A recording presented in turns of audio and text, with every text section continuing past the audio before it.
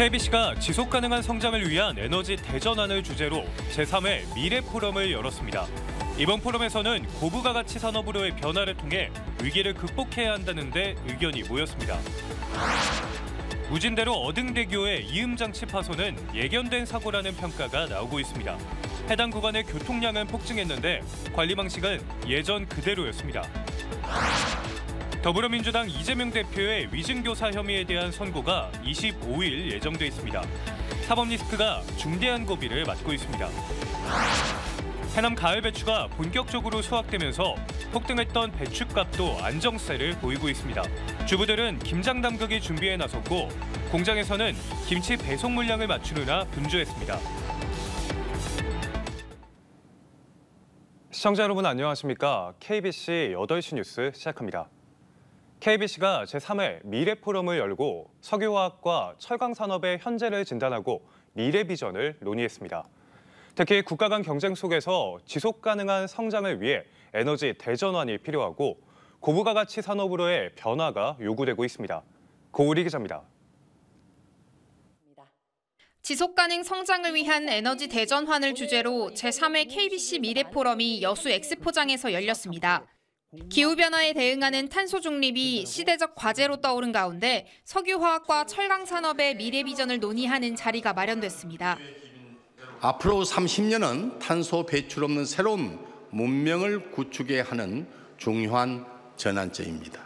이제 탄소 중립은 선택이 아닌 국가와 기업, 지역사회가 함께 해결해야 할 공동의 목표가 되었습니다. 이번 포럼에서는 중국을 필두로 글로벌 공급 과잉이 빚어지면서 여수 광양 국가산단이 위기를 맞고 있다고 진단했습니다. 참석자들은 이를 극복하기 위해 친환경 고부가 탄소 중립형으로 생산 구조를 전환해야 한다고 입을 모았습니다. 또 정부와 산업계가 역량을 결집해야 어려움을 이겨낼 수 있다고 강조했습니다. 이런 문제들을 각자의 문제로 보지 말고 우리의 공통의 문제로 일체감을 갖고 함께 대처를 하는 방안들을 오늘 제시된 문제들을 진지하게 받아들여서 그렇게 대책을 세웠으면 하는 바람을 또 기대를 가져봅니다. 포럼에는 조계원, 김문수 의원 등 지역 국회의원은 물론 이준석, 김성원 의원 등이 참석해 국회 차원의 지원도 약속했습니다.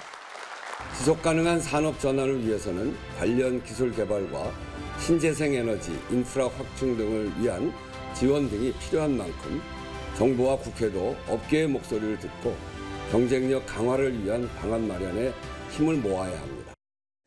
지난 2022년 호남권 언론사로는 처음으로 경제에너지 포럼인 미래 포럼을 출범시킨 KBC. 탄소 중립 시대의 광주 전남의 미래 비전을 논의하고 발전 방향을 모색하는 미래 포럼을 지속적으로 개최해 나갈 계획입니다. KBC 고울입니다. 오늘 포럼에서는 대한민국 산업계의 지속가능한 성장에 에너지 대전환이 필수라는 의견이 모였습니다.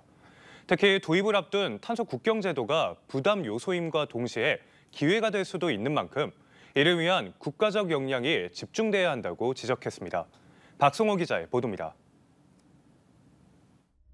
유럽연합은 철강과 시멘트 등 6개 품목을 수출하려는 국가에 생산 과정에서 배출한 탄소량만큼 탄소 배출 인증서를 구매하는 탄소 국경제도를 오는 2026년부터 시행할 예정입니다.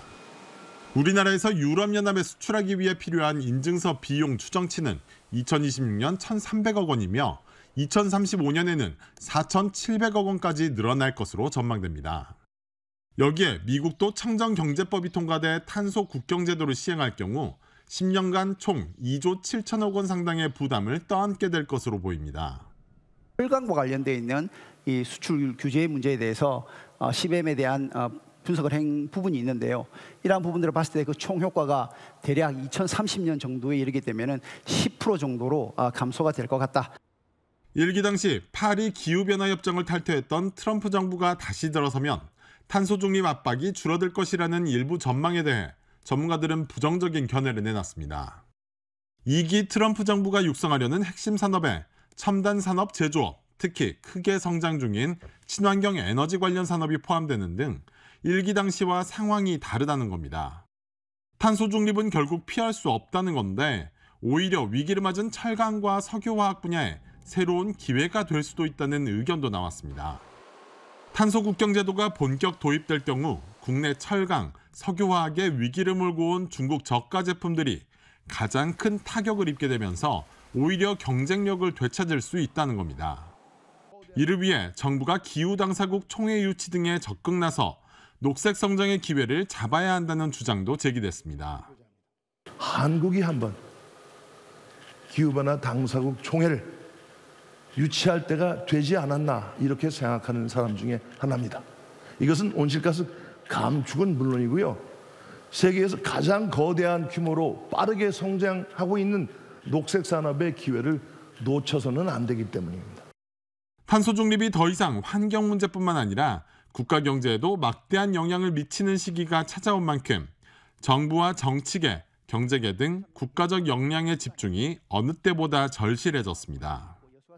KBC 박성호입니다. 전라남도가 국립의과대학 신설을 위한 통합의대 추천서를 정부에 제출했습니다. 도는 의대 정부 추천 용역 주관사가 작성한 추천서와 목포대와 순천대가 공동 작성한 통합의대 신설 기본계획서를 대통령실과 국무조정실, 교육부, 보건복지부 등에 전달했다고 밝혔습니다. 통합의대 기본계획서에는 대학 설립 취지와 교육 방향, 200명 규모의 의대 정원 등이 담겼습니다. 오는 29일에는 통합의대 명의로 한국의학교육평가원에 예비 인증도 신청할 계획입니다. 어제 새벽 광주 무진대로의 어등대교 상판을 연결하는 철제 이음 장치 중 하나가 떨어져 나가면서 출근길에 극심한 혼잡이 빚어졌습니다. 교통량이 크게 늘어났지만 점검이나 보수는 예전 방식을 답습하면서 빚어진 예견된 사고라는 지적입니다. 조경원 기자가 보도합니다. 무진대로의 어등대교 신축 이음 장치가 콘크리트 결합부에서 떨어져 나가면서 차량 3대가 파손됐습니다. 기온이 떨어져 이음 장치가 수축한 상태에서 많은 차량의 하중이 더해지면서 접합부에서 탈락한 것으로 보입니다. 어등대교 설계 당시 예상 교통량은 4만 대로 알려졌고 실제 교통량은 2009년 12만 대를 돌파한 데 이어 지난해에는 18만 대까지 치솟았습니다. 교통량이 늘어난 만큼 점검과 보수를 강화해야 했음에도 광주시의 점검 방식은 바뀌지 않았습니다. 1년에 2번 있는 안전점검은 외관검사 위주였고 정밀점검은 2년에 1번씩 진행됐습니다. 거기 지나가는 모든 조건이 고려돼서 자재를 선정해야 되거든요. 거기 파손됐다면 새로운 또 사고가 일어날 수 있는 가능성이 있는 거거든요. 이음장치 탈락 사고가 날 때마다 광주시는 임시 복구 공사에 그쳤습니다. 시외 진출차로의 이음장치가 2년 전에 이어 지난달 또다시 분리되자 광주시는 1억 9천만 원을 들여 진출차로 전체의 이음장치를 교체하기로 했습니다. 하지만 이번에 사고가 난 시내 진입차로의 이음장치 교체는 설계 시간과 예산이 부족하다며 공사 시기를 내년으로 미뤘습니다. 이음장치를 그때 그대로 섰다고 하면은 교량 그 상판에 콘크리트 부실이 있을 수가 있어요. 광주시는 지난 2년 동안 사고가 4차례나 반복됐음에도 교량 안전에는 문제가 없다며 같은 변명을 되풀이했습니다. 교통량이 많은 어등대로에 차량 반복화 등으로 인한 신축임이 파손되어 보수 중에 있습니다. 교통량 변화를 무시한 관행적인 관리와 땜질식 대응을 반복하는 동안 200kg 넘는 철제 이음 장치는 흉기가 되어 시민들의 안전을 위협했습니다.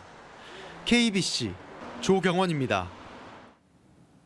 강기정 광주광역시장의 공공기관 순회 간담회 과정에서 질문 제한 지침 등을 만들어 논란이 된 이문혜 광주시 전략추진단장이 전격 교체됐습니다. 광주시는 무리를 빚은 것과 관련해 이를 총괄하는 부서인 전략추진단장의 책임을 물어 무보직 하향 전보 인사 조치했다고 밝히고 윤미래 서기관을 후임 단장에 임명했습니다. 앞서 강 시장은 언론 보도 등을 통해 관련 논란이 확산하자 시청 내부 게시판에 글을 올려 변명의 여지 없이 부끄러운 일이라며 책임을 인정했습니다. 더불어민주당 이재명 대표의 사법 리스크로 인한 정치적인 위기가 25일 또 한 번의 중대적인 국면을 맞이할 전망입니다. 선거법 위반 1심 집행유예에 이어 위증교사 혐의에 대한 1심 선고가 이뤄지는데 민주당은 당 안팎으로 진영 재정비에 나섰습니다. 이형길 기자입니다. 민주당 이재명 대표가 또 한 번의 1심 선고를 앞두고 있습니다. 위증 교사 혐의에 대한 재판인데 유죄가 인정될 경우 실형이 선고될 가능성이 높습니다. 이 대표를 포함한 민주당 주요 인사들은 주말 서울 광화문 집회와 광주, 여수 등에서 열리는 윤석열 정부 규탄 장외 집회에 참석해 결집을 호소할 예정입니다. 또 당내에서는 김동연 경기도지사와 민생 행보에 나서며 사법 리스크로 인한 분열 진화에 나섰습니다. 저는 헌법에 따라서 민주주의와 인권을 지켜온 대한민국 사법부를 믿습니다. 여당은 민주당에서 선거법 개정과 예산 심의권을 이용해 이 대표 지키기에 나서고 있다고 비판했습니다. 특히 사법 리스크 방탄을 위한 장외 집회를 통해 시민들의 불편만 가중시키고 있다고 지적했습니다. 국정과 민생이 실종됐고 집회 참여 숫자가 줄어들듯이 민심도 갈수록 민주당을 떠날 것입니다.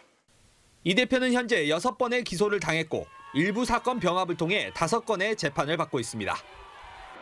이미 선거법 1심 판결로 상당한 타격을 입은 이 대표가 위증 교사 혐의마저 유죄로 인정된다면 또 한 번 큰 정치적 위기를 맞이할 것이란 전망입니다. KBC 이영길입니다. 오늘은 김치의 날인데요. 해남 가을 배추가 본격적으로 수확되면서 폭등했던 배추값도 안정세로 돌아서 김장 담그기에 나서는 주부들의 부담도 크게 줄었습니다. 김치 가공 공장은 배송 물량을 맞추느라 분주하게 움직이고 있습니다. 고익수 기자가 보도합니다. 배추 주산지인 해남 하원의 김치 가공 공장. 노지에서 석 달가량 자라 속이 꽉 찬 가을 배추가 쉴 새 없이 세척장으로 들어갑니다. 김장철에 접어든 요즘 하루 평균 100톤이 넘는 배추가 반입되고 있습니다. 해남 가을 배추 수확이 본격적으로 시작되면서 절임 배추와 포장김치 생산 라인이 더욱 바쁘게 움직이고 있습니다. 전국으로 배송되는 물량만 10kg 상자로 하루 만여 개에 달합니다. 특히 김장을 하지 않는 가정이 늘면서 포장김치 비율이 점차 증가하고 있습니다. 절임 배추에 대한 소비는 줄어들고 있는 반면에 원제품에 대한 물량이 조금씩 늘어나고 있는 상황이라 지금은 한 6대4 정도의 비율로 절임이 많지만 아마 차츰 5대5 정도의 어떤 비율로. 금배추로 불리우며 고공행진을 이어가던 배추 가격이 안정되면서 김장 담그기 행사도 이어지고 있습니다.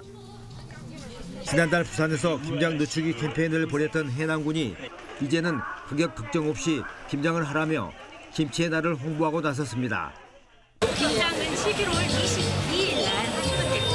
배추가 소리를 많고 또 해풍에 자랐기 때문에 너무 단단하고 좋습니다. 한겨울 가정에 온 식구들에게 든든함과 넉넉함을 안겨줬던 김장김치.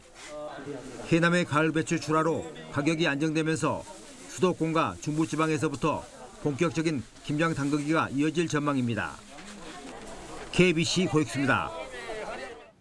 전라남도가 지난 9월 집중호우와 벼멸구 피해를 입은 농가에 대해 복구 지원금 154억 원을 지급합니다. 전남도는 벼멸구 피해 9,601개 농가에 농약대 91억 4천만 원, 대파대 2억 4천만 원, 생계비 1억 8천만 원 등 95억 6천만 원의 복구비를 지급합니다. 또 집중호우로 벼 쓰러진 피해를 본 6,344개 농가에는 농약대 58억 5천만 원이 지급되고 농축산 경영자금, 이자 감면 등의 혜택이 주어집니다. 전남도에 따르면 지난 9월 집중호우로 벼 7,409헥타르가 쓰러지고 폭염으로 9,261헥타르에서 벼멸구 피해가 발생했습니다. 5.18 관련자로 인정받고도 보상금을 지급받지 못한 관련자들에 대한 보상금 지급 근거법이 발의됐습니다. 더불어민주당 민영배 의원은 오늘 수배, 연행, 구금, 해직 등의 사유로 5.18 관련자로 인정받았지만 규정이 없어 보상금을 받지 못한 사례를 확인하고 모든 관련자가 보상금을 지급받을 수 있는 5.18 보상법 개정안을 광주 지역 전체 의원과 함께 발의했다고 밝혔습니다. 이번 개정안에는 보상금 지급 규정을 명확히 한 것뿐만 아니라 보상금 금액 결정에 소비자 물가지수를 반영토록 한 내용도 포함됐습니다. 광주 도심에서 2명의 사상자를 낸 마세라티 뺑소니범에 대해 검찰이 징역 10년을 구형했습니다. 검찰은 오늘 광주지법 형사 4단독 이광원 부장판사 심리로 열린 32살 김모 씨에 대한 특정범죄 가중처벌법 위반 혐의 결심 공판에서 징역 10년을 구형했습니다.